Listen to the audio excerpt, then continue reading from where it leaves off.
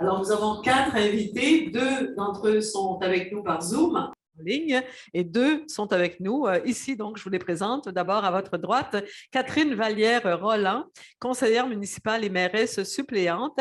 Elle est responsable des relations internationales et affaires autochtones, des grands événements, de la culture, de la famille et du vivre ensemble à la Ville de Québec. Voilà plusieurs dossiers pour vous. Absolument. Je suis très, très privilégiée d'avoir l'ensemble de ces dossiers-là et très occupée aussi. Très occupé aussi, j'imagine. Avec nous également, Michel Vallée, président-directeur général de Culture pour tous, organisme basé à Montréal, mais dont le mandat couvre l'ensemble du Québec. En effet. Bien sûr. Alors, bonjour, bienvenue à vous deux. Et en ligne, nous recevons, et on les verra à l'écran, d'abord M. Esteve Cameres Boada, directeur de l'Institut des Cultura à la ville de Barcelone. Monsieur Cameres Boada, bonjour. Nous entendez-vous bien? Bonjour à vous. Oui, très Bienvenue bien. parmi nous. Et de France, donc Mme Anouk Flamand, maîtresse de conférences en sciences politiques à l'INSHEA, voilà, en France. Vous êtes à Paris, Mme Flamand? Ou... Pas à Paris, Non? à Lyon, mais je suis rattachée normalement à Paris, mais j'habite à Lyon. Merci pour l'invitation, en tout cas. Bienvenue à vous également. Alors, écoutez, à tout seigneur, tout honneur, si l'on peut dire, on va commencer par interroger la Ville de Québec. Voilà, nous sommes à Québec. Alors, c'est intéressant, on parle d'une première grande ville quand même à l'échelle du Québec. Alors, Madame Vallière-Roland, parlez-nous des projets développés par la Ville de Québec pour stimuler justement ce dialogue, ces échanges interculturels. Écoutez, merci. Je voudrais tout d'abord remercier Véronique Guévremont et toute son équipe et tous ses partenaires pour la belle invitation. C'est vraiment un privilège d'être ici. Puis je souhaite également la bienvenue à nos invités. Je suis très, très fière et très heureuse de l'existence de la chaire UNESCO sur la diversité des expressions culturelles ici à Québec et de la tenue de cet événement. Alors, nous sommes une toute nouvelle administration, donc nous avons été élus en novembre dernier.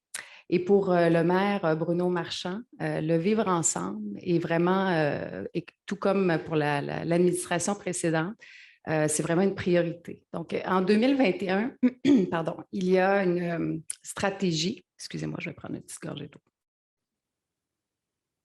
Donc, la Ville de Québec a adopté donc une stratégie sur la diversité, sur l'équité, également sur l'inclusion. Et dans cette stratégie, on retrouve 2 grandes orientations. Donc, la première vise l'administration municipale et la seconde, la population en général. Donc, c'est une stratégie qui s'adresse à tous les citoyens, donc qu'il s'agisse des migrants ou encore des personnes à mobilité réduite ou des personnes LGBT. Et ce qu'il faut retenir, c'est que c'est une stratégie qui est transversale et qui se veut également décentralisée. Donc, dans l'administration, ce sont l'ensemble des unités administratives qui sont invitées à se donner des plans d'action, des actions concrètes, justement pour mettre en œuvre ces grands principes d'inclusion. Il y a des gestes structurants qui ont été posés à la Ville de Québec. Donc, le premier, ça a été de nommer donc, une personne à la Ville qui est responsable de la coordination et de la mise en œuvre de cette stratégie. Il s'agit de Mme Irena Harris, qui est avec nous d'ailleurs aujourd'hui.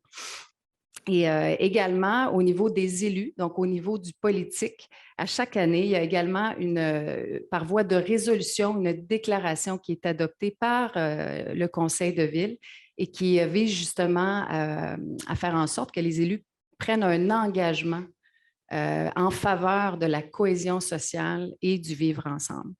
Pour cette stratégie, c'est un budget de 10,5 millions de dollars sur 3 ans qui est alloué. Et nous avons bien entendu d'autres outils, comme par exemple un plan d'action qui vise plus spécifiquement les migrants, un plan d'action qui est cofinancé avec le gouvernement du Québec et qui permet donc la réalisation de près d'une 50aine d'actions. Si on parle plus spécifiquement de la culture et des migrants, qui est vraiment le thème de notre journée d'études, pour notre administration, ce qui va être important, c'est vraiment d'agir sur plusieurs fronts. Et donc, pour nous, il y a un continuum dans les actions qu'on doit poser, tant lorsqu'on est à l'étranger pour l'attraction de migrants, de la rétention, de l'intégration et de la participation citoyenne. Et on sait que c'est souvent ce dernier volet-là qui pose le plus de défis aux villes, tant pour les villes que pour les autres niveaux de gouvernement.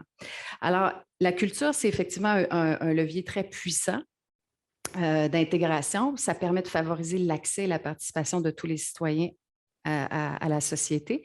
Et chez nous, à la Ville de Québec, on a 3 grandes visions culturelles que l'on s'est dotées. La première, c'est la vision sur les bibliothèques. La seconde sur le développement culturel et la troisième sur l'art public.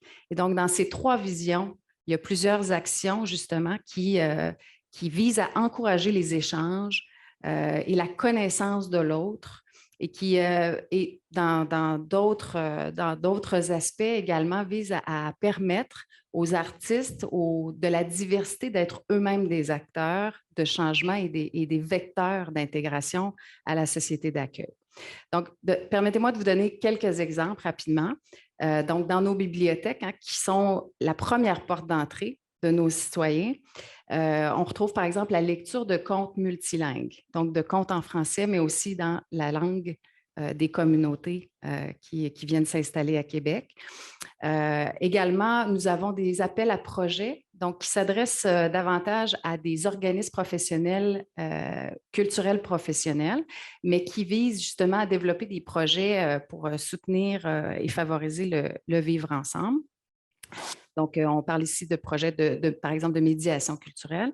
Et on a aussi des projets qui s'adressent directement aux artistes de la diversité, comme le projet Échelon, qui s'adressent donc à des jeunes de 18 à 35 ans et qui permettent un accompagnement de la formation par des artistes établis dans leur milieu pour les aider à professionnaliser leur pratique dans le domaine, par exemple, de la musique. Et on a mentionné tout à l'heure l'art public. Alors, l'art public, on a aussi des concours d'art public qui s'adressent à certains artistes, par exemple, à de jeunes autochtones pour leur permettre de soutenir la création de premières œuvres, alors qu'on sait que souvent, c'est difficile, peu importe notre provenance, d'en arriver à se professionnaliser, à créer ses premières œuvres. Alors, ça fait un premier tour d'horizon. Pour le moment, j'arrêterai ici puis je serai disponible pour répondre aux questions. Mais écoutez, j'ai envie de continuer un peu avec vous parce que je sais que vous devrez nous quitter un petit peu avant la toute fin de l'échange. Alors, je vais tout de suite savoir de vous quels sont les défis et les enjeux particuliers que vous rencontrez actuellement, même si vous n'êtes pas là depuis si longtemps, effectivement. Vous avez déjà parlé de mesures structurelles, la nomination d'une personne responsable, des plans d'action. C'est déjà bien. Il faut éviter les solutions à court terme. M. Pascal nous le disait tout à l'heure, mais M. Pasquale nous disait aussi qu'il y avait souvent des résistances, un manque de ressources, des résistances dans le milieu ou même d'autres organismes culturels. Est-ce que c'est le genre d'obstacle que vous rencontrez? On a une belle collaboration, je vous dirais, parce que la Ville ne travaille pas seule. Elle s'appuie sur des organismes, effectivement, de la société civile, des organismes culturels. Donc, je vous dirais qu'on a une très, très belle collaboration. Les enjeux et les défis, je vous dirais, il y en a un de cohérence avec le droit international, également d'agir en continuité et en complémentarité avec les autres ordres de gouvernement. Donc, dans notre cas, le gouvernement du Québec, le gouvernement du Canada, pour une plus grande efficacité. Donc, développer des outils, des stratégies, des plans d'action qui vraiment viennent s'arrimer. Donc, il y a du travail à faire. Il y a également se donner de bons outils pour mesurer les résultats. Je mentionnais la stratégie a été adoptée en 2021, donc elle est toute jeune. Et dans les prochaines années, notre rôle sera vraiment de s'assurer qu'elle donne les résultats escomptés, qu'elle permette d'atteindre nos objectifs. Est-ce que ça, ce n'est pas en soi un défi d'évaluer l'impact de ces politiques et de ces actions dans n'importe quel domaine de la politique? De la même façon qu'on doit analyser les obstacles, M. Pasquale nous le rappelait, comment évaluer ensuite la progression de nos actions? C'est un défi important parce qu'on est dans le qualitatif. Voilà. Et non dans le quantitatif. Alors, en effet, c'est un défi. Puis, c'est pour ça que pour nous, la Ville de Québec, c'est intéressant. La journée d'études est intéressante pour entendre quelles sont les meilleures pratiques, ce que les autres municipalités dans le monde ont mis en place comme outil justement pour venir s'assurer de leur efficacité. Donc, le réseautage international des municipalités, c'est important. Tout à fait. Vous allez l'utiliser. Ah, De la même façon, assurément. avez-vous l'impression, parce que dans le contexte politique, en tout cas québécois et canadien, on voit qu'il y a un rapport de force qui se déplace et que les villes auront de plus en plus leur mot à dire sur des politiques publiques, même nationales. Est-ce que la culture peut devenir un levier dans ce dialogue avec les paliers supérieurs de la gestion publique? Oui, Voyez vous ce que avez je tout veux à fait dire? raison. Québec et Montréal ont leur mot à dire de plus en plus et le Tout à fait. gouvernement provincial doit les écouter sur des dossiers de transport en commun. Alors, pour la culture, est-ce que ça pourrait être la même chose? Assurément. Nous sommes des gouvernements de proximité et c'est un avantage d'avoir des contacts aussi étroits et privilégiés avec les citoyens, je dirais pratiquement au quotidien. Alors, nous sommes le porte-voix, en quelque sorte, de nos citoyens et nous travaillons déjà en étroite collaboration avec le gouvernement du Québec en matière de culture, notamment à travers l'entente de développement culturel. Donc, nous sommes des partenaires dans la mise en œuvre de ces différentes mesures, certaines que j'ai énoncées tout à l'heure, mais il y a encore beaucoup de progrès à faire et justement de participer, que les villes participent à l'énoncé et à la formulation des objectifs qui se font à d'autres niveaux. Je pense qu'il s'agirait d'une amélioration intéressante. Alors, bonne chance et voilà, je vous invite à reprendre la parole, me demander la parole à n'importe quel moment si vous voulez réagir aux propos. Parce que ce serait intéressant, on va passer à une autre très grande ville, Barcelone, ville impressionnante de culture. Alors, M. Camarès Boada, depuis 2002 déjà, Barcelone a une très longue expérience d'engagement pour les droits culturels. En 2021, la ville a adopté un plan pionnier justement pour reconnaître et consolider les droits culturels à travers 100 actions spécifiques. Est-ce que vous pourriez nous en dire un peu plus et les priorités voilà, qu'on a définies? Monsieur Boada, s'il vous plaît. Oui, bonjour, bon dia, et aussi Bon merci dia. de l'invitation pour être aujourd'hui avec vous. C'est vrai, en effet, il existe un antécédent dans l'année 2002. La ville de Barcelone a approuvé une charte des droits culturels, des droits et obligations culturelles. Donc, on a introduit la notion des droits culturels dans nos politiques culturelles.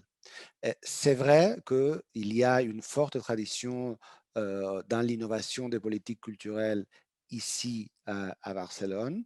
Nous, nous sommes très fortement engagés dans les processus, bien sûr, de l'agenda 21, mais aussi dans Culture 21 et dans l'agenda 2030 dans son volet culturel.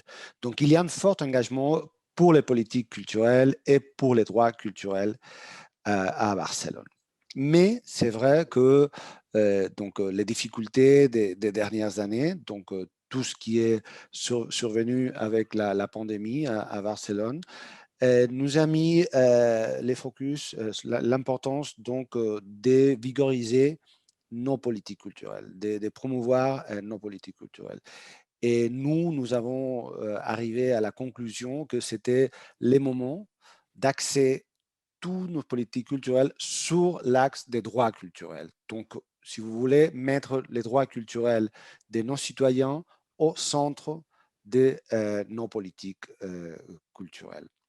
En fait, on a engagé un processus de diagnosis, d'études et de recherche assez profonde.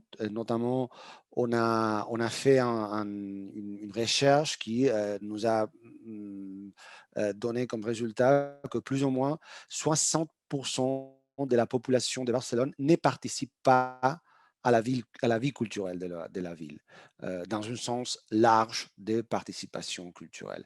Et qu'à peine 38% de la population accède d'une manière régulière à la vie culturelle légitimée. Et surtout, cette enquête nous a montré qu'il existe une forte inégalité entre les groupes sociaux dans l'accès à la culture. Donc, pour nous, c'était évident qu'on devait prioriser les droits culturels pour améliorer nos politiques culturelles. Dans quels objectifs, dans quelles idées ces droits culturels ou ce plan devait s'élargir? D'après nous, on devait accentuer la promotion de la diversité culturelle à la ville de Barcelone. Il y a eu un fort changement dans la démographie de Barcelone dans les 10 dernières années. Aujourd'hui, on est plus ou moins entre 25% et 30% des populations non européennes qui habitent à Barcelone. En 2000, il y avait à peine 3% de la population. Donc, la promotion de la diversité culturelle. Aussi, la promotion de la langue catalane, donc la promotion des minorités, d'une langue minorisée comme les Catalans. Aussi, on a entendu qu'on devait élargir la perspective féministe dans nos politiques culturelles, donc de rétablir cet équilibre et de promouvoir la perspective féministe sur nos politiques culturelles, qu'on devait élargir les liens entre culture, éducation et surtout développer une culture de proximité, donc un rattachement de nos politiques culturelles au quartier et à la proximité. Donc faire, si vous voulez, une décentralisation de nos politiques culturelles. Ce sont les axes principaux, si vous voulez, dans lesquels on était basé cet plan d'action de droit culturel qu'on a approuvé en 2021 ici à Barcelone. Et comment ce plan s'est-il incarné? Comment s'est-il manifesté en actions très concrètes? Par exemple, pour la culture de proximité, est-ce qu'on a créé de nouveaux lieux? Est-ce qu'on a conçu des alliances avec des organismes culturels existants pour les amener à être plus représentatifs de cette nouvelle démographie à Barcelone? Exactement. Cet plan d'action s'est développé dans 9 sur-mesures, donc dans 9 actions diverses qui ont misé sur les plans d'action. On a essayé de ne pas construire de nouveaux bâtiments, de ne pas inventer quelque chose de nouveau, mais de profiter les centres qui existaient déjà. À Barcelone, il y a plus ou moins une quarantaine, une cinquantaine de centres culturels des quartiers. Ce que nous avons fait, nous avons par exemple développé des programmes pour financer mieux ces centres culturels et donner une programmation culturelle stable et solide à ces centres culturels. Nous avons par exemple créé un nouveau programme de bourses à la création culturelle, donc des bourses pour des artistes, 1 million d'euros annuels qui sont boursés pour la création artistique à la ville de Barcelone. Mais nous avons aussi commencé à faire des mesures pour promouvoir aussi la culture dans la rue. Donc, tout ce qui est l'expressivité, la créativité dans la rue. Et ça, il paraît facile, mais c'est difficile dans une grande ville parce qu'il y a beaucoup de licences, il y a donc une intensité dans la vie dans la rue et il faut gérer ça. Donc, nous, on s'est misé de promouvoir la culture dans la rue. Ce sont des exemples, des actions que nous sommes en train de mener, mais surtout toujours dans les cadres des droits culturels comme plan d'action de nos politiques culturelles. Est-ce que vous êtes allé jusqu'à essayer de rendre le personnel des infrastructures municipales culturelles plus représentatif de cette nouvelle diversité? Est-ce que vous avez, par exemple, embauché davantage d'artistes ou de médiateurs culturels provenant de ces nouvelles communautés? Nous sommes en train de commencer à faire ceci. La législation qui existe en ce moment pour faire ça en Espagne, c'est complexe et difficile et on ne peut pas changer ça d'une façon très, très facile. Mais ce que nous avons fait, nous avons priorisé la connaissance des langues non européennes, donc la connaissance de langues asiatiques et africaines, comme un critère pour la sélection des personnels. Et ça doit nous permettre que dans nos bibliothèques, dans nos centres culturels, très bientôt, il y a aussi cette diversité dans le personnel d'accueil ou le personnel de gestion ou le personnel financier de ces centres culturels, de ces bibliothèques. D'accord, merci beaucoup, monsieur Camarès Baoda. Alors, Monsieur Vallée, Michel Vallée, j'arrive à vous parce que vous avez participé à la première journée d'études en décembre 2019. On était là ensemble.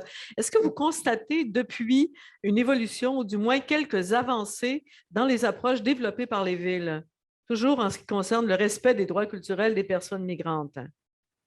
Évidemment, la pandémie est passée par là, qui a Tout à fait. ralenti toutes les actions politiques et tout ça, mais quand même, est-ce que vous constatez qu'on va dans le bon sens? La pandémie a ralenti les actions, n'a pas ralenti la réflexion.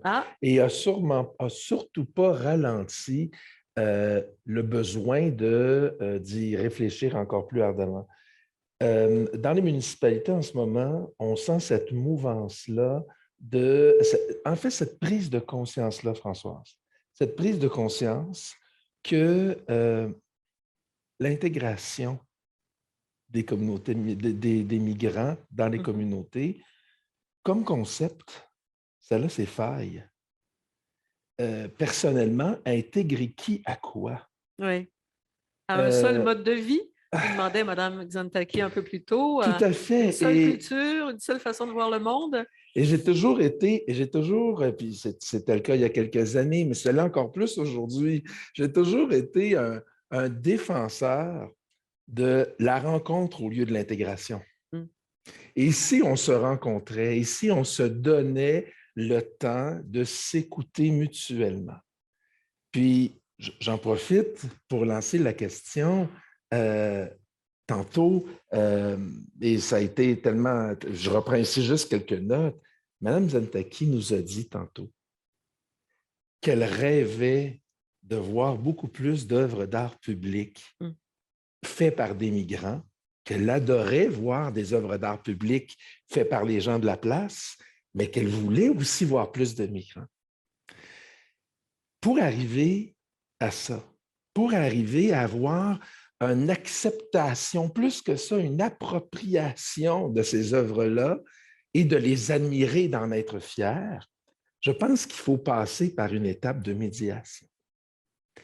Et peut-être qu'avant d'arriver au souhait de Mme Xantaki, il faudra créer des œuvres entre les populations migrantes et non migrantes qui vont travailler ensemble pour créer des œuvres. Que les œuvres elles-mêmes deviennent des lieux de rencontre, au fond. Qui apprennent à se connaître, que les gens apprennent. Le pari que j'ai toujours fait en médiation culturelle, je fais de la médiation culturelle depuis une trentaine d'années maintenant, le pari que j'ai toujours fait avec la médiation culturelle, c'est qu'on ne peut pas respecter ce qu'on ne connaît pas. Et pour connaître, il faut rencontrer, aller à la rencontre d'eux. C'est la seule solution. Parce qu'en rencontrant l'autre et ses différences, tout à coup, il y a un monde qui s'ouvre à nous et le mot préjugé se dit, c'est de juger avant de connaître. Donc, si on connaît, si une activité culturelle de médiation, par exemple, fait en sorte qu'on entre en relation à l'autre et crée une rencontre improbable, ce qui va en ressortir est exceptionnel. Et par la suite, la fierté qu'on aura d'œuvres 100% faites par des migrants va être quintuplée de par la rencontre qu'on va avoir créée avant.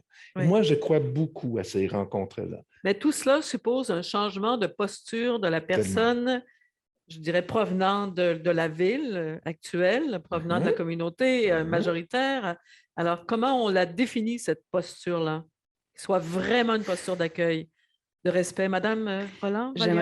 Oui, j'aimerais réagir à ça. Puis je pense que nous avons cette responsabilité-là comme élus et cette capacité-là de donner une impulsion favorable à cette collaboration et synergie-là.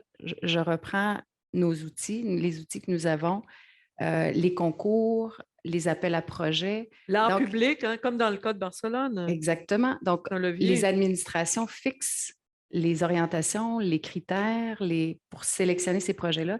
Et nous avons cette possibilité-là de demander à ce que les artistes travaillent ensemble. Donc, on peut favoriser cette collaboration-là. Et c'est tout à fait notre intention à la Ville de Québec. Donc, je pense que c'est ce que vous dites, c'est tout à fait vrai parce qu'on le voit, on voit des résultats très concrets à l'issue de projets comme ça de médiation culturelle sur le vivre ensemble. Et j'ai eu le privilège de le vivre sur le terrain pendant plusieurs années avec des artistes qui sont devenus des agents de changement de leur collectivité, avec des élus qui y ont cru. Et pour moi, cet élément-là est primordial.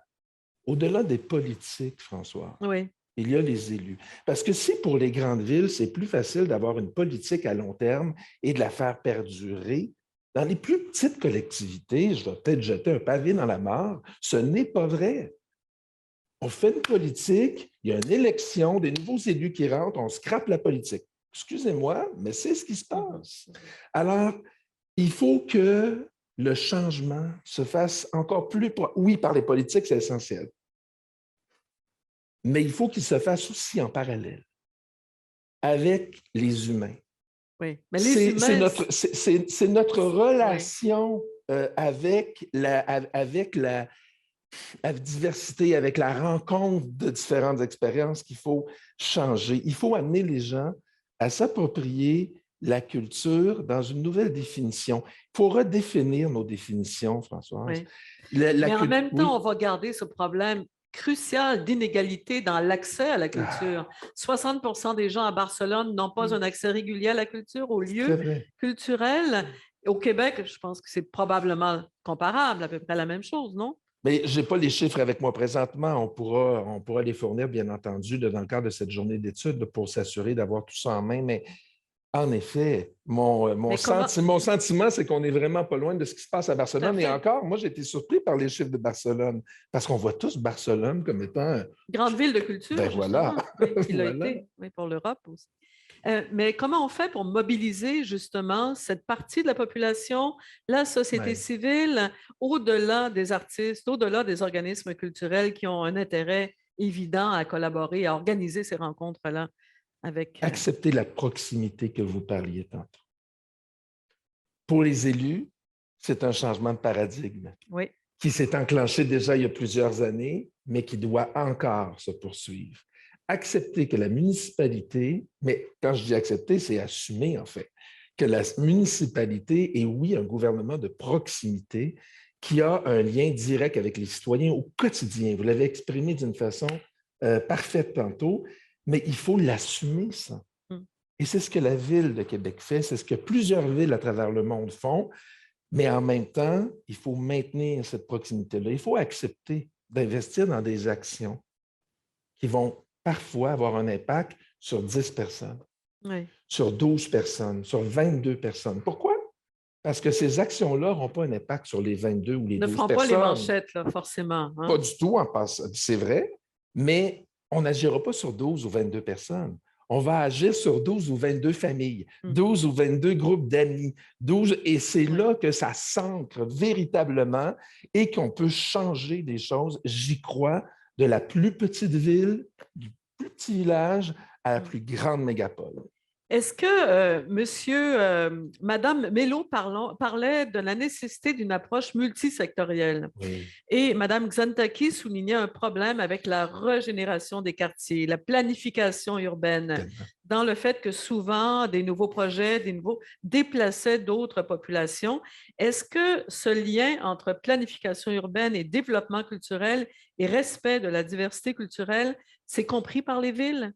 Ou est-ce que ça fait partie de deux secteurs complètement différents d'administration publique qui ne se parlent pas et qui vont d'une part laisser les promoteurs vider des quartiers sans amener de culture multiculturelle, si on peut? Madame Roland, oui, Madame Vallière-Roland. Bien, écoutez, c'est le défi de toutes les administrations que d'amener les différents services à collaborer et d'avoir une approche qui soit cohérente et transversale. Et transversale. C'est un défi.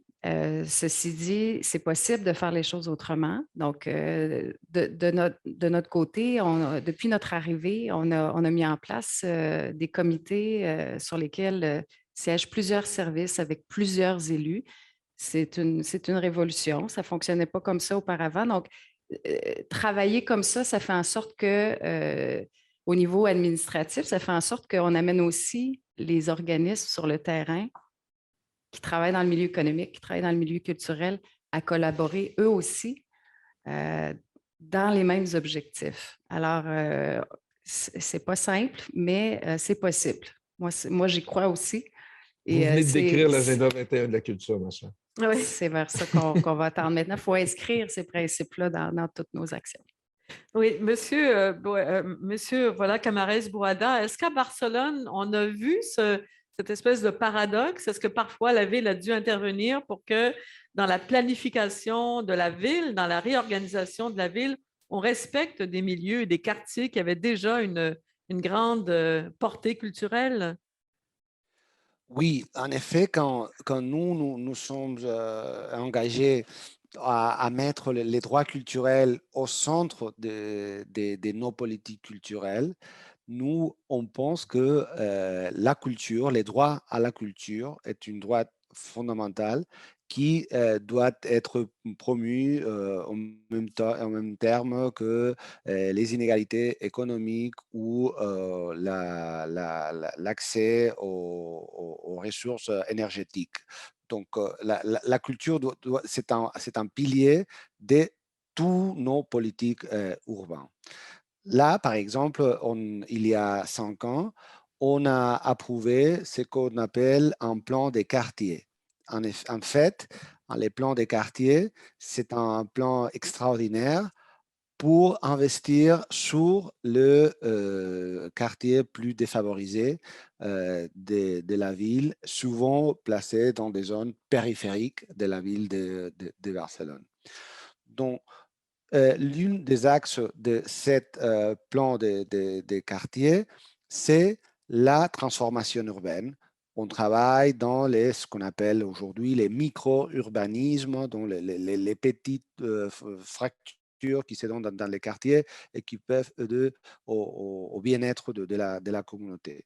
On a bien sûr investi sur la vie communautaire dans ces quartiers, dans l'importance d'une plus grande promotion de la vie communautaire dans ces quartiers.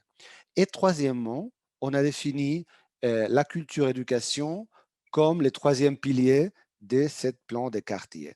Donc, investir dans des projets qui misent sur les liens culture-éducation dans ces plans de quartier. Comme résultat de ça, on a commencé à faire des projets où la promotion de la vie communautaire, la transformation de micro-urbanisme et culture-éducation allaient ensemble à redéfinir des projets.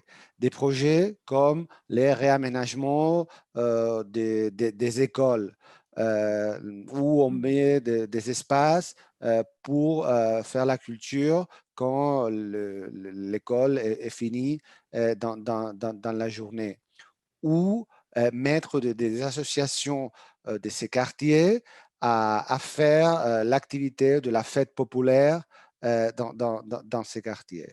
Donc, on a, si vous voulez, établi la culture et l'éducation comme une force d'action pour l'intervention dans les quartiers plus défavorisés de Barcelone. Moi, je Donc, parle... avec un souci, oui. Oui, je vous en prie, allez-y, continuez. Non, donc, notre regard, c'est plutôt dans cette action décentralisée dans des quartiers où l'on croit qu'on peut être plus efficace, plutôt que dans la planification de la grande ville où, bien sûr, on essaie toujours de décentraliser les bibliothèques et les musées. Mais je crois que c'est plus intéressant, cette politique. Voilà. Madame Flamand, on ne vous entend pas encore puisque vous êtes l'universitaire, la chercheure qui s'intéresse depuis quelques années déjà aux politiques culturelles développées par les municipalités dans tout ça. Et je sais qu'il y a certains peut-être termes qui vous agacent et qu'on devrait redéfinir, dont celui d'intégration. Pourquoi le vocabulaire ou la terminologie devrait peut-être évoluer à ce moment-ci? selon vous? Alors, je ne sais pas si le terme d'intégration m'agace. En tout cas, il est vrai qu'il renvoie souvent quand même à l'idée que c'est ceux qui arrivent qui devraient prendre notre ou nos modes de vie, comme l'ont dit plusieurs des intervenants aujourd'hui.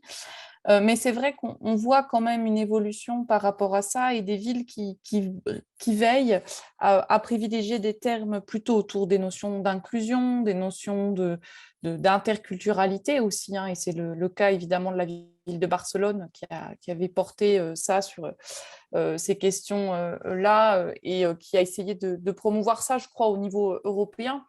Et dans le cas français, qui a été un pays très marqué plutôt par le terme d'intégration, hein, puisque avec une vision presque assimilationniste, c'est vrai qu'on peut penser que c'est des termes qu'il faut un petit peu mettre de côté parce qu'ils renvoient trop à des rapports de domination assez importants finalement entre la société d'accueil et ceux qui sont accueillis et pas du tout dans cette rencontre, hein, comme le disait M. Vallée, qu'il peut y avoir et qu'il doit avoir entre ces populations.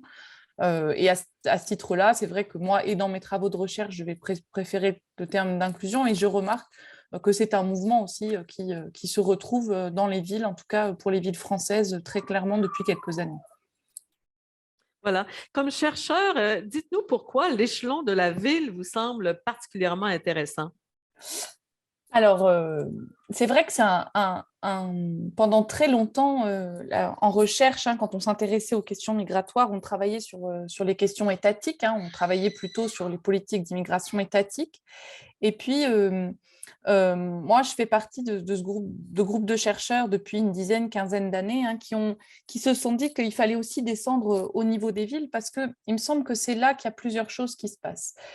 Déjà, on arrive à comprendre un peu, quand on travaille au niveau des villes, pourquoi est-ce qu'une politique d'accueil, mais aussi de fermeture, de contrôle des populations, ne se décline pas exactement pareil partout. On avait trop tendance à dire que c'était parce qu'il y avait une identité de territoire, et quand on a dit ça, on n'a pas dit grand-chose. Et on peut du coup aller mesurer l'importance, et Madame la maire de Québec nous l'a dit, hein, l'importance du facteur politique aussi, de ce courage, de cet engagement de certains élus, mais aussi de comprendre la place que vont jouer des agents dans ces villes, des fonctionnaires, fonctionnaires ou pas, ça dépend des villes, mais qui en tout cas vont donner toute leur place, et on va comprendre comment est-ce que certaines politiques, et puis du coup peut-être de mesurer, parce que cette difficile question, hein, de l'impact des politiques menées pour les droits culturels des migrants, et ça permet de mieux comprendre qu'est-ce qui fonctionne et qu'est-ce qui ne fonctionne pas. Et puis je crois aussi que l'intérêt de descendre au niveau des villes, c'est aussi un intérêt à saisir des pratiques innovantes. On les voit mieux, en fait, ces micro-activités, ces micro-pratiques qui vont nous faire dire que, je pense à la question des bibliothèques qui a été déjà observée, mais comment dans certaines villes, la bibliothèque va devenir un lieu ressource, et puis comment dans d'autres espaces, ce n'est pas la bibliothèque, mais c'est peut-être plutôt des activités de festivals de rue, etc. Comment toutes ces choses-là vont se mettre en place. Et puis, je crois aussi que cette idée de travailler qui est parfois appelée citoyenneté de résidence, qui est faite dans les villes, ça peut nous donner, travailler sur ces questions-là, c'est essayer de penser à des politiques d'immigration alternatives, sortir, et je crois que quand on est européen, on a vraiment ce prisme-là, c'est sortir de ces politiques migratoires internationales de contrôle, de fermeture de nos frontières, hein, qui dominent quand même très largement l'agenda européen, par d'autres pratiques, d'autres manières. Et en tant que chercheur, c'est aussi peut-être une contribution à une autre pensée des politiques migratoires. Et c'est aussi en ça que l'échelon urbain est un échelon particulièrement stimulant pour les recherches, de voir un peu toutes ces pratiques. Et on a évoqué aussi le réseautage tout à l'heure, voir comment ces réseaux de villes essayent de faire pression pour gagner de la place, et puis oui, proposer un autre cadre narratif de ces politiques migratoires. Voilà, donc on comprend que d'une ville à l'autre, et la volonté et les pratiques peuvent varier énormément. Vous avez certainement des exemples à nous donner de pratiques particulièrement innovantes, de villes pionnières dans ce domaine-là, de la promotion et du respect de la diversité des migrants. Alors, sans vouloir flatter l'intervenant, mais je crois que Barcelone, à l'évidence, est une des villes européennes qui nous vient tout de suite à l'esprit quand on parle des droits culturels. Et il me semble que en tout cas, quand on est en France, évidemment aussi Québec, hein, c'est sûr que voilà, je suis face à deux villes qui me semblent, Québec et Montréal en fait, hein, qui sont souvent citées comme des villes très innovantes. Si on prend des villes peut-être de moindre taille, et du coup, avec une diversité d'origine des populations moindres, puisque Barcelone m'a cité en plus un changement extrêmement important en quelques années. C'est rien à l'échelle de 20 ans. Ce qui a été évoqué en chiffres, c'est quand même des changements extraordinaires de population et qui posent de sacrés défis. Il y a des choses assez originales qui ont été faites dans des villes plus petites. Dans le cas français, je pense par exemple à tout ce qui a été essayé d'être mis autour de la culture, autour de biennales culturelles, alors notamment la Biennale de la danse à Lyon, qui est un événement ancien maintenant, mais qui avait comme objectif de faire réunir des habitants de plein de quartiers de l'agglomération lyonnaise, et en ciblant notamment les quartiers où les communautés étrangères sont les plus établies, et de faire défiler tous ces gens autour d'une même pratique artistique, la danse, mais dans le centre-ville de l'agglomération. Donc ça permet à la fois à des populations qui ne fréquentent pas toujours les centres-villes, qui ne fréquentent pas ces lieux culturels classiques d'élite, je dirais en tout cas perçus comme des lieux culturels d'élite, de venir dans le centre-ville, d'être entraînés pour défiler par des artistes qui travaillent dans les opéras, qui travaillent dans les théâtres, etc., donc de prestige, et donc de regagner et de s'approprier et de faire approprier une culture particulière, enfin singulière, des cultures singulières. Je pense que ça, c'est quelque chose qui est assez intéressant, qui avait été mis en place à Lyon. Et sur des aspects plus linguistiques, vous n'êtes pas sans savoir que j'imagine que la France est un pays qui a du mal à accepter la diversité linguistique, mais il y a eu des initiatives assez intéressantes, notamment dans la ville de Nantes ou de Strasbourg, où on a eu sur des questions de participation citoyenne, de rédaction, de petits guides de la ville dans des langues étrangères. Et donc, des traductions. En France, on est très peu apte à la traduction, hein. Les services municipaux sont très réticents à ça. Et il y a eu des vraies volontés d'élus et d'agents municipaux d'avoir des guides traduits dans au moins 3 ou 4 langues différentes. Alors évidemment l'anglais, mais c'est souvent plutôt l'arabe qui va aussi s'affirmer, ou le russe. Et donc d'accéder à ces services-là pour permettre un meilleur accueil, et puis former aussi les lieux d'accueil culturel, mais des lieux aussi éducation, à savoir solliciter des services de traduction et pas plutôt renvoyer tout de suite les populations vers le fait qu'elles ne parlent pas la langue française. Donc voilà, il y a aussi des choses qui se déclinent en termes de diversité linguistique et qui me semblent à ce titre-là très positives. Merci, Madame Flamand. Monsieur Camarès-Bourada, je reviens à vous parce que dans le plan de Barcelone, vous en avez déjà parlé, mais on veut favoriser des initiatives semblables dans d'autres villes, dans la grande région de Barcelone et même au niveau international. Alors, comment vous le voyez, ce travail de mise en commun ou de partage de vos expériences, mais pour les faire rayonner et se reproduire ailleurs? Oui, en effet, pour nous, c'est fondamental aussi donc, de lidérer ou d'aider à promouvoir cette action au niveau international. D'ailleurs, nous, comme ville, on a préparé un projet depuis longtemps qui s'appelle Cultura Viva, et Cultura Viva, culture vivante, qui est très rattaché à des initiatives similaires qui ont lieu notamment en Amérique latine, et qui visent surtout donc à promouvoir la culture communautaire, la culture des proximités, les cultures qu'on dit populaires dans nos villes. Tous ces projets de Cultura Viva, avec cet plan de droits culturels qu'on a approuvé l'année dernière, vont être objet d'un congrès international qui va avoir lieu en novembre, du 15 au 19 novembre ici à Barcelone, et qu'on va appeler Culturopolis. Culturopolis veut être un espace d'échange académique.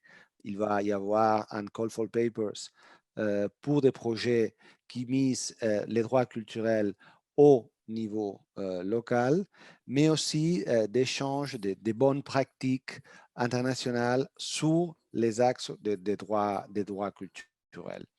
Et tout ça va avoir lieu dans des maisons de culture qu'on vient très récemment d'ouvrir dans une grande avenue à Barcelone, parallèle.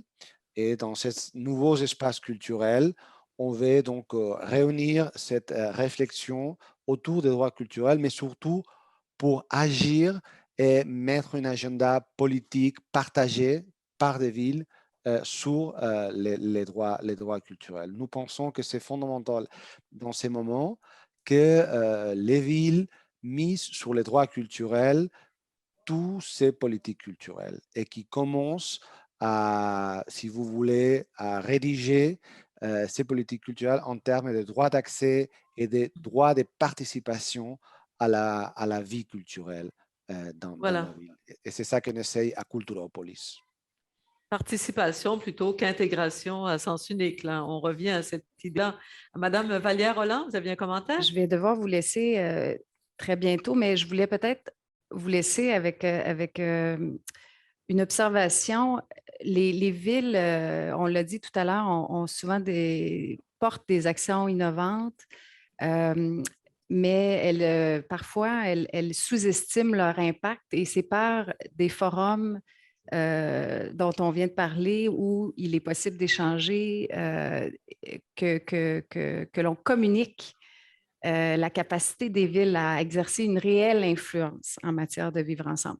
J'aimerais revenir au système des Nations unies parce que dans mon ancienne vie professionnelle, au sein de la délégation canadienne, je présentais le bilan du gouvernement du Québec en matière de droits de la personne aux Nations unies en vertu de certaines conventions internationales.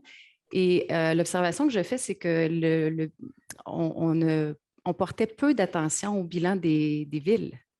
Et les Nations unies ne le demandaient pas non plus. Donc, bien entendu, les États et les gouvernements ont des obligations, vous l'avez dit tout à l'heure, en vertu du droit international, mais les municipalités, je crois, auraient beaucoup à apporter. Et donc, ce serait intéressant lorsque, par exemple, les rapporteurs spéciaux viennent ou font des visites, que cette voix-là des municipalités soit aussi rapportée aux Nations unies. C'est simplement une observation que je faisais et que je vais intégrer aussi avec les équipes.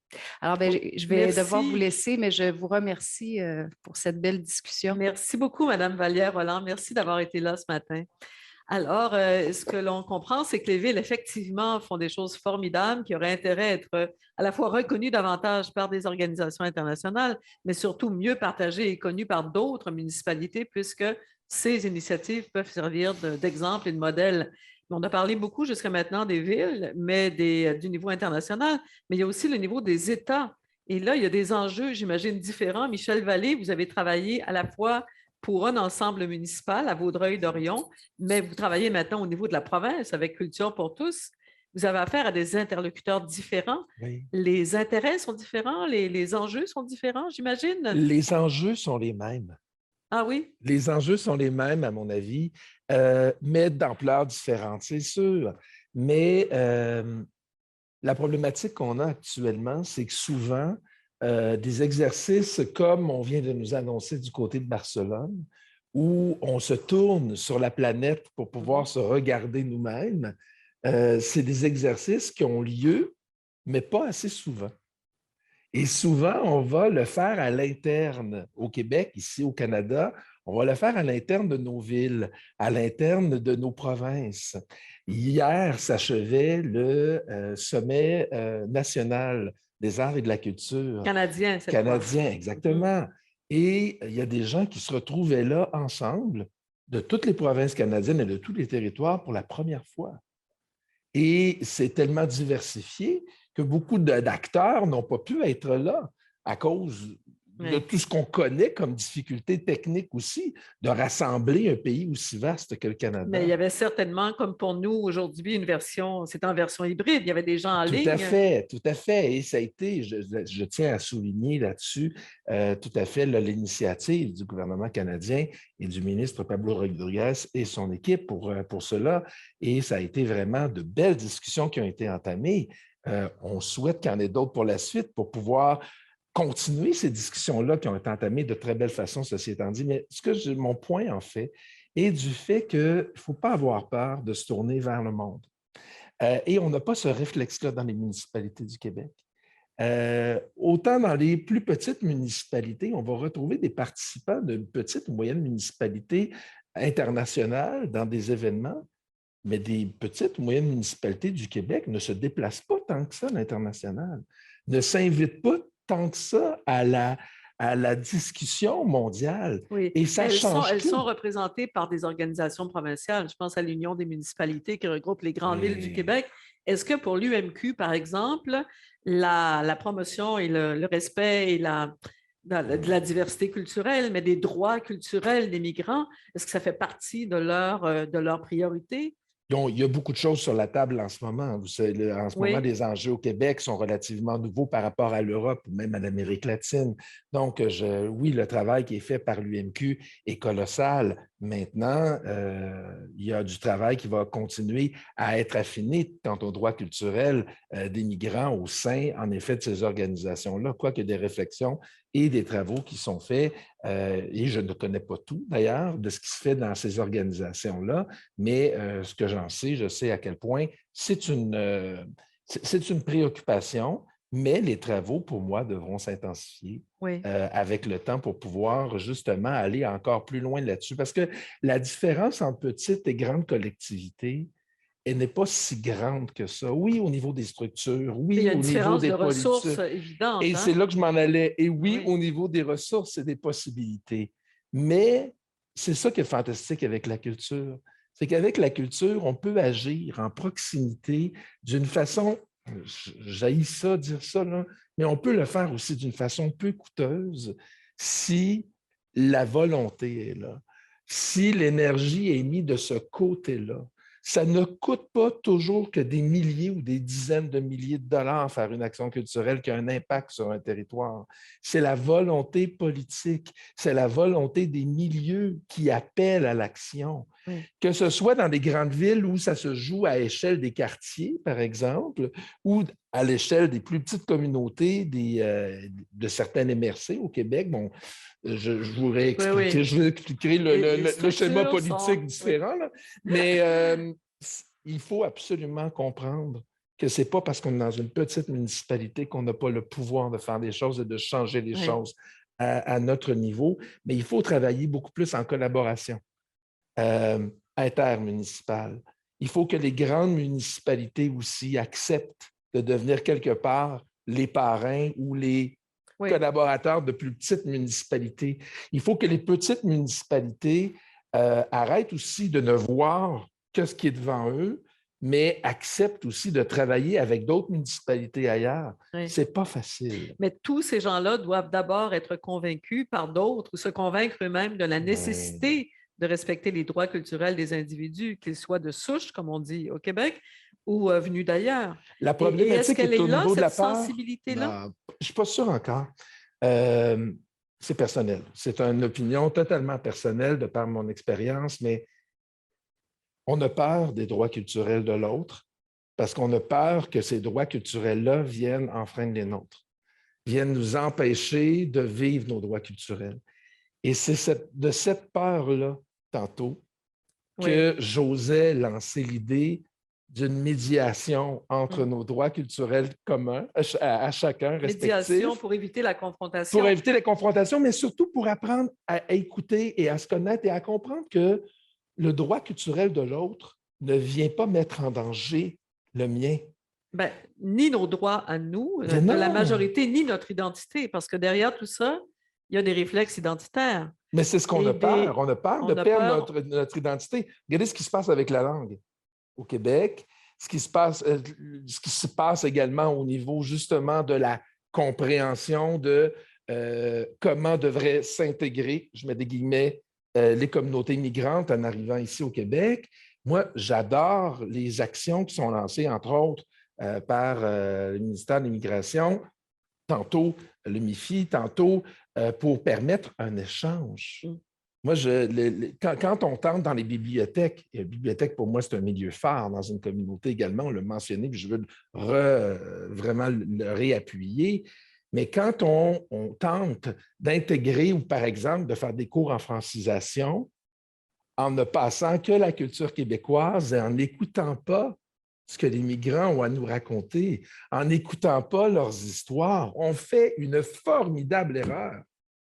On fait une erreur de ne pas intégrer à notre récit à nous, leur récit à eux. Ça va devenir un peu mon histoire. Oui. J'aime dire souvent, j'aime parler de ma culture québécoise au lieu de la culture québécoise. Pourquoi? Parce que pour moi, la culture québécoise, la culture canadienne, c'est celle à laquelle, comme citoyen, je peux mettre les deux mains dedans. C'est celle que je peux influencer avec qui je suis et avec qui m'entoure. Et après ça, embrasser cette culture-là et la transmettre. Mais tout ça, ça signifie que le moment le plus important, c'est le moment de la rencontre avec l'autre et de l'écoute pour que son histoire fasse aussi partie de la mienne et que j'en suis fier de ça, parce que notre culture est en constante évolution mouvance. depuis tout le temps, de toute façon, hein, même tout à si fait. rien n'est figé dans tout ça. Rien n'est Vous avez figé. parlé de la diversité linguistique, ça a été abordé également à Barcelone. Vous disiez, M. Camarès Bauda, que vous offriez des cours, vous offriez des cours de catalan aux gens qui arrivaient, alors qu'en France, les expériences dont vous parliez, Mme Flamand, c'était dans le sens de produire des guides dans d'autres langues arabes, par exemple, pour faciliter l'échange là aussi. Alors, c'est à géométrie variable, au fond. Comment on joue sur les langues? Comment les langues font partie de cette tentative de mieux respecter, de mieux accueillir? Monsieur Camarès Bourada? Oui, C'est dans les deux sens pour vous aussi? Oui. Pour nous, c'est dans les deux sens. Pareil qu'au Québec, les langues, c'est bien sûr un outil fondamental pour l'inclusion des immigrés. Donc, donner la connaissance du catalan à tout le monde, c'est aussi donner des outils pour l'inclusion dans la vie sociale à Barcelone, en Catalogne.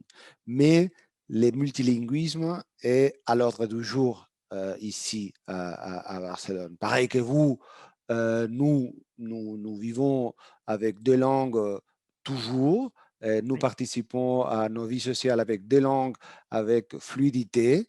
Et donc, on est cher donc, de connaître des autres langues comme l'amazique ou l'ourdou ou d'autres langues non européennes qui font partie aussi de la richesse culturelle et linguistique de notre ville. Nous, on n'a pas peur donc, de partager cette diversité linguistique et aussi d'approcher les Catalans comme un outil d'inclusion à tout le monde, d'égalité à l'égard de tout le monde. Si vous voulez, ici, c'est normal. Donc, il y a beaucoup des immigrants de l'Amérique latine qui viennent à Barcelone parce qu'il y a une facilité linguistique, donc l'espagnol est d'usage à Barcelone. Mais justement, donc, offrir les Catalans à les gens qui viennent de l'Amérique latine, c'est une façon de leur dire aussi, vous participez à la communauté dans les mêmes termes que nous. Car nous parlons l'espagnol, mais nous parlons le catalan. Et si vous parlez seulement l'espagnol, vous n'auriez pas accès à toutes les possibilités, à toutes les opportunités que vous pourrez avoir dans notre ville. Donc, se diriger à quelqu'un hispanophone de l'Amérique latine en catalan, c'est une façon aussi de l'inclure dans la normalité de nos villes. Donc, ne pas lui parler en espagnol car on sait que c'est quelqu'un qui est d'immigré qui ne va pas me comprendre. Non, c'est quelqu'un qui peut nous comprendre et qui peut enrichir notre culture et notre ville. Voilà. Madame Flamand, est-ce que ça va? C'est une évidence pour vous aussi que d'enseigner le français ça se fait déjà par l'école laïque républicaine française. Ils apprennent le français, ces petits-enfants qui viennent d'ailleurs. Mais pour les adultes, est-ce qu'on a des initiatives pour les familiariser avec la Oui, culture, alors la langue? ça a été un peu c'est moins de la responsabilité des municipalités que de l'État sur la question linguistique. En France, ça a été pendant très longtemps le parent pauvre des politiques d'accueil des populations étrangères. Il fallait apprendre le français sur le tas. Alors en effet, pour les enfants, c'est une question qui se pose, mais qui ne se pose pas longtemps. Les enfants apprennent très vite, donc c'est leur force, je crois. Mais c'est aussi, pour les adultes, c'est aussi reconnaître ce multilinguisme, parce que je crois que c'est important, en effet, de parler français pour qu'on ne s'adresse pas à vous comme à un étranger. Je pense que ça, c'est important. Mais c'est aussi important de reconnaître que votre langue antérieure est une richesse et qu'elle peut nous apporter des choses, et que pendant la construction républicaine française, mais je pense que dans d'autres, je pense qu'en Espagne, avec le castillan, il y a eu un peu cette domination-là. C'est pas la seule langue qu'on peut parler, bien au contraire, et que le multilinguisme est une richesse, et d'accepter, par exemple, que les enfants sont multilingues, que si on parle pas parfaitement le français à 3 ans, et ben, si on parle parfaitement une autre langue, on arrivera à parler français. Et voilà, de travailler cette complémentarité, ça paraît très essentiel. Et d'éditer des guides dans d'autres langues, c'est reconnaître que oui, à terme, ces adultes vont parler français, bien sûr, avec les moyens qu'on leur donne, mais que pour l'instant, là, tout de suite, quand on vient d'arriver notamment, et qu'on est préoccupé par plein d'autres choses simplement que la langue, et ben, la société d'accueil se met dans une position où elle essaye de vous faciliter la compréhension. Et la première année, notamment d'installation, est très difficile. Il faut comprendre plein de nouveaux codes culturels, plein de démarches administratives notamment. Et si on peut, la langue peut être aussi une manière de montrer qu'on est accueillant. Je crois que c'est aussi, c'est en ça que le multilinguisme est intéressant.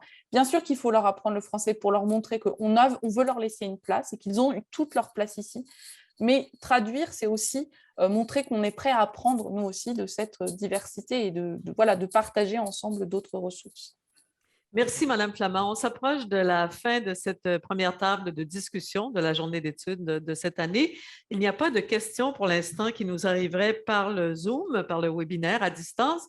Mais si quelqu'un dans la salle, voilà, il y a des gens qui veulent poser des questions. Monsieur Vallée aussi. Alors, Madame Zantaki, c'est à vous. On vous apporte le micro. Ivana, en courant avec son sourire légendaire, vous apporte le micro. Je vous en prie, exprimez-vous bien sûr en anglais. Hello.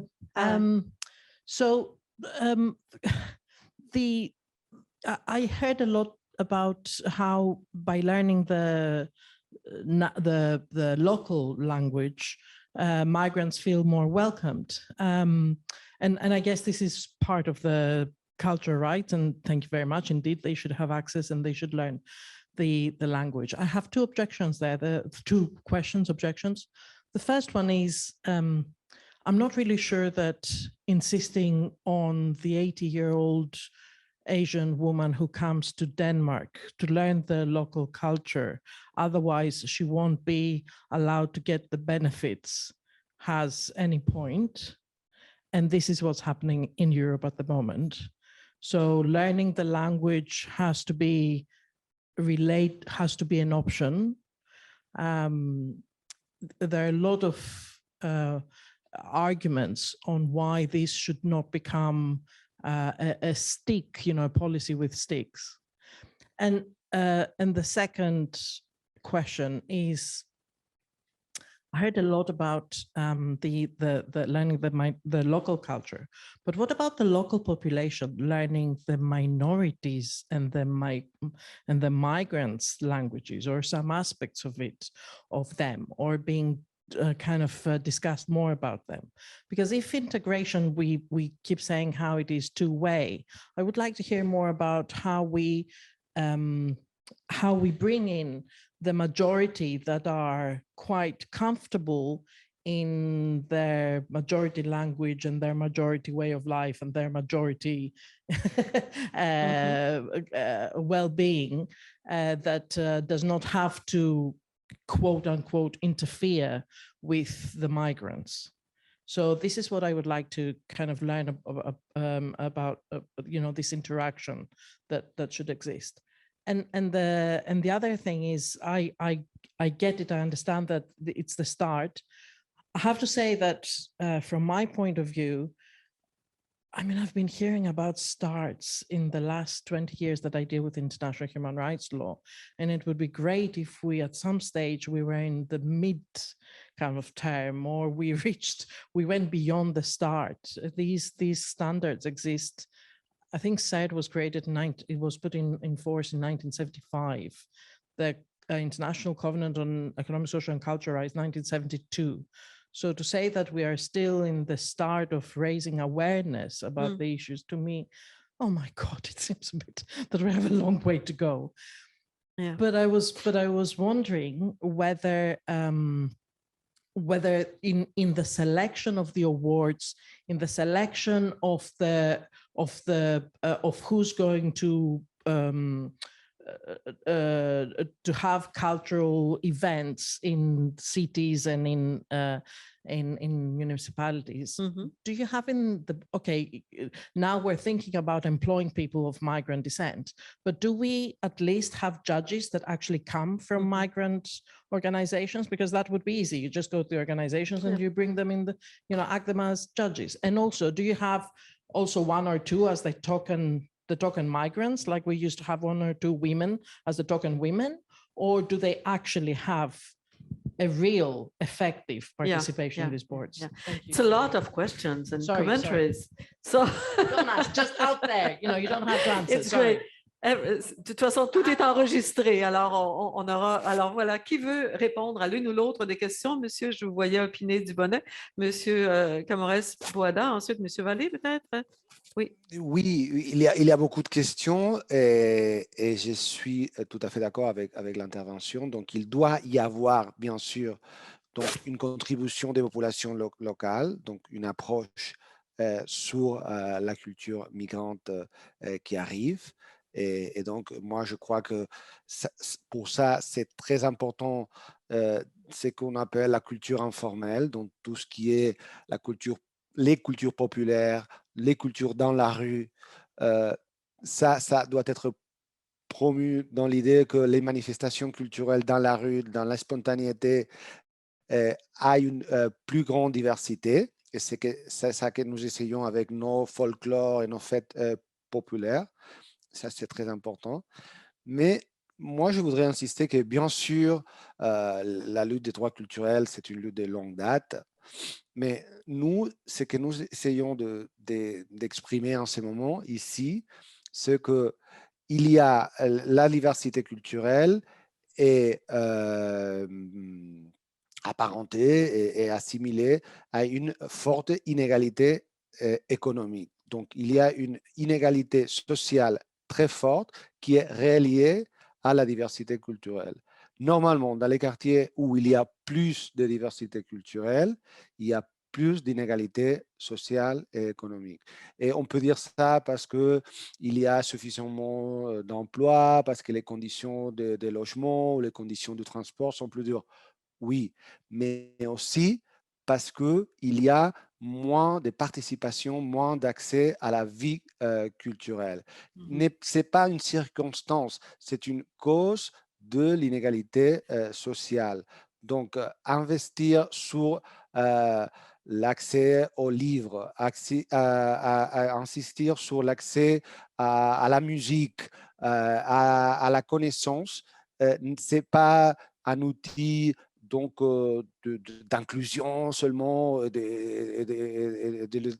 les donner la bienvenue. C'est une façon de donner les moyens pour réduire les inégalités dans notre ville. Faire des cours de musique à l'école, c'est une façon de réduire les inégalités économiques. Voilà, c'est une façon positive, c'est un incitatif, mais justement, est-ce que c'est justifié d'utiliser le bâton? On dit la carotte ou le bâton. Le bâton, c'est-à-dire de dire, vous apprenez par exemple le français, vous apprenez le catalan, sinon vous aurez moins accès à des outils de survie économique, moins accès à des programmes sociaux. Est-ce que la langue doit être employée dans ce sens-là, Monsieur Vallée? Et je vais plus parler en termes de culture qu'en termes de langue, parce qu'ici au Québec, on a un enjeu particulier avec la langue. L'histoire entourant la langue française, ici au Québec, appuie quand même certaines actions, et c'est un autre débat. C'est un autre débat auquel ça me ferait plaisir de participer, mais je pense que c'est pas ici l'endroit nécessairement, parce qu'on est dans un autre sujet. Par contre, au niveau culturel, ce que je trouve intéressant dans ce qui est apporté aussi, c'est de voir à quel point la découverte de l'autre n'est pas un réflexe. Je donne un exemple. Je disais à des amis justement ce week-end, vous adorez les mets chinois, vous en faire venir à la maison, mais est-ce que vous voulez connaître le chinois qui les prépare? Et ils m'ont trouvé un peu rough, ils m'ont trouvé un peu difficile, mais ils ont convenu que j'avais malheureusement raison. On adore les tacos, mais on veut-tu rencontrer le Mexicain qui les prépare? Et ça, il y a un exemple qui s'est passé à Montréal il y a quelques années. Ravi Jacquard est à Montréal pour donner un spectacle. Il est au centre-ville. 90% des gens dans la salle étaient blancs, non-indiens. Il revient 2 semaines plus tard dans un quartier de Montréal. 90% de la salle était indien et non blanc. C'est fou. Alors, c'est fou, là, parce que là, la rencontre n'a pas lieu. La rencontre n'a pas lieu. Je vais terminer, si vous permettez, Françoise, avec le grand Félix Leclerc, qui, à la mort de René Lévesque, a dit une phrase qui m'est toujours restée marquée. Je rêve d'un peuple qui respecte toutes les cultures, y compris la sienne. Il a eu l'intelligence, on parle des années quand même 80, là. Il a eu l'intelligence de tout de suite ne pas exclure l'une par rapport à l'autre, de ne pas hiérarchiser l'une par rapport à l'autre, de respecter toutes les cultures, y compris la sienne. Est-ce que ce n'est pas un message incroyable d'ouverture, d'accueil et de rencontre? Et Gilles Vigneault a fait le même genre d'ouverture dans ses chansons. Tellement. Tous les humains sont de ma race. Mais ça rejoint un commentaire qu'on vient d'avoir en ligne de Andrés Munoz Carcamo, qui est un chercheur indépendant en droit culturel, migrant chilien en France, qui dit oui, il y a toujours ce genre de dilemme quand on parle de mesures destinées aux migrants, vouloir intégrer en respectant bien leurs identités, mais sans nécessairement prendre et promouvoir certains aspects de leurs identités étrangères. Voilà, est-ce qu'on peut surmonter ça? Alors, on s'arrête là. Écoutez, on va, si vous le voulez, prendre une question de la salle ou 2 questions. Alors, on a besoin du micro. Oui, peut-être, madame, à l'avant, je vous ai vu en premier, puis vous n'êtes pas intervenue encore. Ivana vous apporte le micro. Dites-nous qui vous êtes, et puis on déborde un petit peu, là, si vous me le permettez, de peut-être 5 minutes. Oui, alors, oui. Bonjour, merci. Bonjour. Cécile Alexandre, aussi de la chaire UNESCO sur la diversité des expressions culturelles. Merci bien sûr pour cet échange, ce partage. Moi, je vais avoir une question très simple, en fait, qui s'adresse vraiment à tout le monde. Je me pose cette question, en fait, est-ce que parfois, dans les mesures entreprises par les villes et ou les pouvoirs locaux, il y a une distinction qui est faite entre les nouveaux migrants qui sont arrivés donc il y a peu de temps, qu'ils soient jeunes ou moins jeunes, avec les anciens migrants? Parce que, bon, on s'entend dans une société multiculturaliste ici comme le Canada, on s'entend que je suis migrante depuis très longtemps et je ne comprends pas vraiment. On peut être migrant pendant 30 ans si on le veut. Hein. Donc, et surtout quand on parle des artistes migrants, c'est souvent les mêmes artistes migrants qui sont à l'affiche et on les étiquette en tant que migrants. Voilà. Et beaucoup de subventions sont accordées à ces artistes pas très nouveaux et qui sont migrants. Bon, ça, c'est peut-être plus à rattacher à la... Donc, la question, pour résumer, c'est vraiment ce que les villes, elles, dans leur politique, font la distinction entre les gens qui sont là depuis déjà... Est-ce qu'ils s'adaptent exactement à cette réalité? Parce que par le moment, j'ai l'impression effectivement que les droits, en fait, s'adaptent... Enfin, dire que les droits s'adaptent moins aux migrants, plus que... On a l'impression que les migrants s'adaptent aux droits, en fait. Donc, voilà. Voilà, merci. Alors, Monsieur Vallée, peut-être, est-ce qu'on l'a fait, cette distinction-là, dans les villes que vous avez appris à connaître au Québec depuis... On veut la faire, mais sur le terrain, ça ne se fait pas, à mon avis, tant que ça. C'est qu'on l'écrit, on veut le distinguer, mais quand vient l'application sur le terrain, c'est là que ça se joue. Et c'est là qu'il n'y a aucune distinction vraiment. On met tous les migrants, tous les arrivants, dans le même paquet, quoi. Oui, et on pourrait profiter pour utiliser votre expression, des anciens migrants pour pouvoir nous aider à comprendre. Et on ne le fait pas tant que ça. On ne le fait pas tant que ça, de s'asseoir et d'écouter puis de dire, OK, comment on devrait faire? Oui, parce qu'on constate très vite que les réalités sont tellement différentes. Mais tellement. Le seul endroit où on le fait, c'est quand il s'agit de réfugiés. Quand est arrivé des vagues de réfugiés, Oui. en tout cas ici au Québec, on s'est rapidement adapté et focusé sur des besoins de ces réfugiés. Donc, là, à ce moment-là, il y a une différence qui a été faite. Mais sinon, à part le cas particulier des réfugiés, je pense qu'on met pas mal tout le monde dans le même bateau. Et même si nos politiques tentent de le différencier, je pense qu'on gagnerait justement à consulter et à construire cette politique-là avec les anciens migrants, comme vous dites. Oui. Est-ce que là-dessus, Mme Flamand, M. Camarez-Boada, vous avez des réponses brèves à cette même question? Est-ce qu'on fait ces nuances-là dans l'interprétation, dans la conception des politiques culturelles, par exemple, à Barcelone? Oui, c'est vrai que ça nous arrive aussi, donc des vagues d'immigration plus anciennes et la difficulté d'intégrer cette immigration dans une nouvelle immigration. Pour nous, c'est surtout une question de la migration. C'est surtout une migration intérieure, l'ancienne migration du sud de l'Espagne. Et aujourd'hui, la nouvelle immigration, c'est la migration non européenne. Et ça, pour nous, 100%. c'est une grande nouveauté. Et donc, ça représente des défis très différents au niveau culturel, mais très similaires au terme économique comme était auparavant. Et ça suppose de s'adapter, d'adapter les politiques aux différentes réalités et besoins des différentes communautés. Voilà. Voilà, Mme Flamand, à moins que vous ayez quelque chose à ajouter, je pense qu'on va... Je pense que c'est assez différent sur ces questions entre nouveaux et anciens migrants. Ça dépend vraiment de l'histoire migratoire et des pays. Et je pense que là, en ce terme-là, l'Europe est un peu différente de l'Amérique du Nord par ses structures. Et puis, je pense que nous, on a un rapport avec nos anciennes colonies, les Français, qui brouillent fondamentalement ces rapports entre anciens, nouveaux migrants. Et du coup, les distinctions se font, enfin, sur la question de la place dans les droits culturels, peut-être que cette question se distinguerait plus comme ça voilà. Mais ça pose évidemment la question de la... Quand est-ce qu'on accepte qu'on n'est plus migrants, qu'ils sont plus migrants, parce qu'ils sont là depuis longtemps, ça reste. Mais je crois que nous, c'est vraiment la frontière se fait entre ceux qui sont... La frontière se fait plus, par exemple. On ne parle pas des gens qui sont venus d'Espagne comme des anciens migrants, clairement en France, alors qu'ils ont pu arriver en même temps que des Algériens, très largement. Et voilà, on a des enjeux sur nos colonies qui ne sont pas exactement les mêmes, je pense, et pour les villes qui pèsent très fortement. Merci beaucoup, Mme Flamand. Merci, M. Camarez-Boada. Merci beaucoup, M. Vallée. Alors oui, on s'interrompt là. C'est vraiment le temps de s'arrêter. Il est 12h10. Alors, merci pour votre patience. Alors, ça m'a fait cette première des 3 tables de discussion.